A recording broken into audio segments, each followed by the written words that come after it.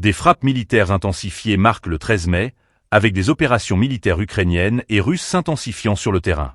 Ce jour-là, des drones ukrainiens ont ciblé une usine de béton bitumineux à Lougansk, soulignant l'impact croissant de la guerre sur les infrastructures civiles. Pendant ce temps, des chasseurs Su-34 russes ont lancé des bombes FAB-500 dans la direction de Kramatorsk, illustrant l'escalade des hostilités dans cette région stratégique. Dans le même temps, un équipage de missiles de défense aérienne Buk M2 a réussi à intercepter des cibles ennemies à moyenne altitude près de Krasnoarmeysk.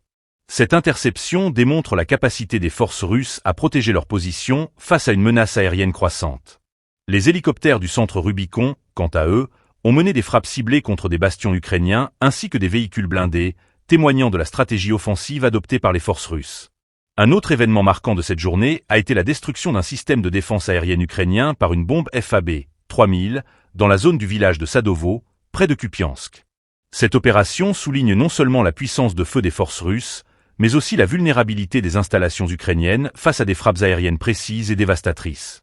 Les combats autour de Kupiansk et Kramatorsk illustrent la dynamique complexe de l'opération spéciale, marquée par des échanges de frappes et des tentatives d'affrontement direct.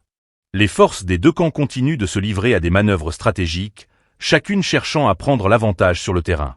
Les événements du 13 mai mettent également en lumière les conséquences humanitaires de ce conflit, alors que les infrastructures civiles sont de plus en plus touchées. Alors que la guerre se poursuit, les tensions restent palpables, et les deux parties semblent déterminées à poursuivre leurs opérations.